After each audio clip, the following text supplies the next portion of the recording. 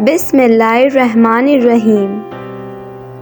تیری کریمی کے آسرے پر ہم فقیروں کی زندگی ہے، جسے تو عروج بخشے اسے خیال زوال کیسا۔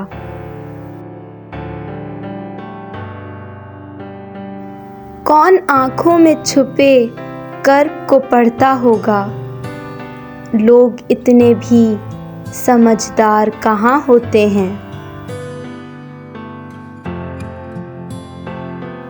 یا رب نظروں کو آج کچھ ایسی بینائی دے، جدھر دیکھوں مجھے مدینہ دکھائی دے۔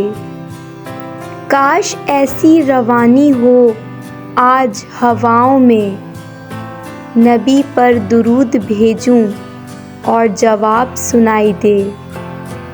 وہ عرش کا چاند ہے، میں ان کے قدموں کی دھول ہوں۔ اے زندگی گواہ رہنا، میں غلام رسول ہوں۔ ایک بات یاد رکھیں، جب آپ کسی کا اچھا کر رہے ہوتے ہیں، تب آپ کا بھی کہیں اچھا ہو رہا ہوتا ہے۔ باتوں باتوں میں خرافات پہ آ سکتا ہے، جو بھی کم ظرف ہو اوقات پہ آ سکتا ہے۔ اتنا مغرور نہ بن، سامنے تاریخ بھی رکھ، بانٹنے والا بھی خیرات پہ آ سکتا ہے۔ آنسو آنکھ سے نکل کر گال پر بہہ جائیں تو مطلب آپ کو تکلیف ہوئی ہے، لیکن آنسو آنکھ سے ہوتے ہوئے حلق میں اٹک جائیں تو یقیناً کہیں اندر کچھ ٹوٹا ہے۔ ایک سہما ہوا پرندہ آ بیٹھا میرے بازو پر، مجھ پر واجب تھا اس کے لیے شجر بن جانا۔ جو نبی کو میرے قبول ہوں، وہی کاش میرے اصول ہوں۔ وہی صبر ہو، وہی گفتگو، وہی سادگی، وہی عاجزی۔ اتنا تو حوصلہ میرے جذبوں کو دے خدا، میں تلخی حیات کا شکوہ نہ کر سکوں۔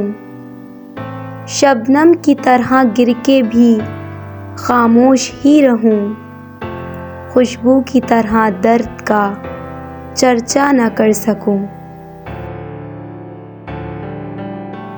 درود شریف وہ عبادت ہے جو دنیا کی ہر پریشانی کو خوشی میں بدل سکتی ہے۔ صلی اللہ علیہ وآلہ وسلم۔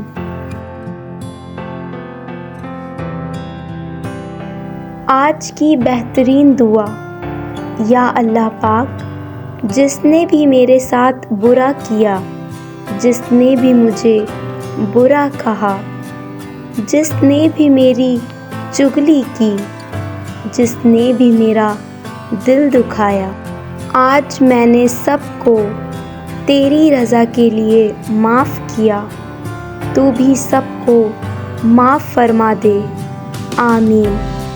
بے شک تو معاف کرنے والا ہے اور معاف کرنے والوں کو پسند کرتا ہے۔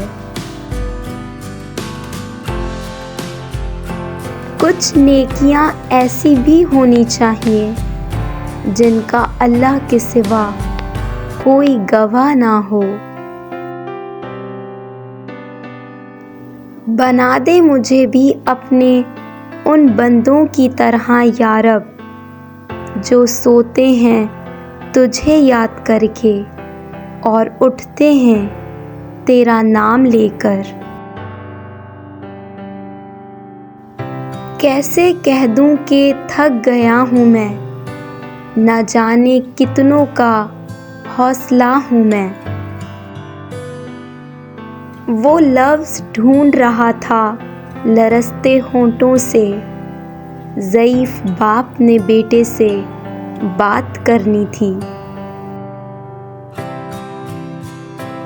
اس شخص کو دوست مت بناؤ جو کسی محفل میں آپ کو شرمندہ کرے، چاہے وہ مذاق میں ہی کیوں نہ ہو۔ شاید یہ مشکل ہو، مگر کبھی کبھار اپنے آپ کا مطالعہ اور تجزیہ بھی کرنا چاہیے۔ انسان کا کردار سندل کے درخت جیسا ہونا چاہیے جو خود پر کلہاڑی کی ضرب کھا کر بھی کلہاڑی کو خوشبو سے مہکا دیتا ہے۔ کسی غریب کا کب احترام کرتی ہے، لباس دیکھ کے دنیا سلام کرتی ہے۔ الماری میں پڑے میرے بچپن کے کھلونے میری آنکھوں میں اداسی دیکھ کر بولے، تمہیں ہی شوق تھا نا بڑا ہونے کا۔ مجھے نہیں پتا حور کیسی ہوتی ہے، میرے خیال میں میری ماں جیسی ہوتی ہے۔ نیند میں تو تم اپنے آپ کو بھی بھول جاتے ہو، پھر وہ کون ہے جو تمہاری حفاظت کرتا ہے، تمہاری سانسیں چلاتا ہے، تمہیں زندہ رکھتا ہے؟ بے شک وہ کائنات کا اکیلا رب اللہ ہے۔ سچ کہوں مجھ کو عنوان برا لگتا ہے، ظلم سہتا ہوا انسان برا لگتا ہے۔ کس قدر ہو گئی مصروف یہ دنیا اپنی، ایک دن ٹھہرے تو مہمان برا لگتا ہے۔ ان کی خدمت تو بہت دور، بیٹوں بیٹیوں کو بوڑھے ماں باپ کا فرمان برا لگتا ہے۔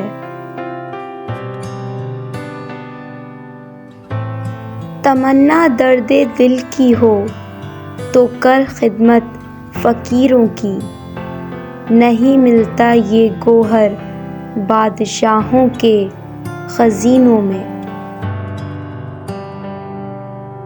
کسی کو اس کی ذات اور لباس کی وجہ سے حقیر نہ سمجھنا، کیونکہ تمہیں دینے والا اور اسے دینے والا ایک اللہ ہی ہے۔ وہ اسے عطا بھی کر سکتا ہے اور آپ سے لے بھی سکتا ہے۔ مجھ کو چھاؤں میں رکھا اور خود دھوپ میں جلتا رہا۔ میں نے دیکھا ہے ایک فرشتہ باپ کے روپ میں، جن کے دلوں میں رحم، طبیعت میں سادگی، احساس میں خلوص اور سوچوں میں سچائی ہو۔ ایسے انسانوں کا وجود اللہ کی طرف سے مخلوق کے لیے نعمت ہے۔ کبھی ہم ایسے تھے جیسے آج تم ہو، اور کل تم ایسے ہو جاؤ گے جیسے آج ہم ہیں۔ ہماری توبہ بھی توبہ کی محتاج ہے کہ اس میں سچائی نہیں ہوتی۔ لکیریں بھی عجیب ہوتی ہیں، ماتھے پہ کھنچ جائیں تو قسمت بنا دیتی ہیں، زمین پر کھنچ جائیں تو سرحدیں بنا دیتی ہیں، اور رشتوں میں کھنچ جائیں تو دیواریں بنا دیتی ہیں۔ ظالم کو اللہ مہلت ضرور دیتا ہے، لیکن کیا تم نے سنا نہیں؟ اس کی پکڑ بہت شدید ہے۔ اے اللہ، سخاوت والا رزق، عاجزی والی عبادت، بندگی والی زندگی اور ایمان والی موت نصیب فرما۔ آمین ثم آمین یا رب العالمین۔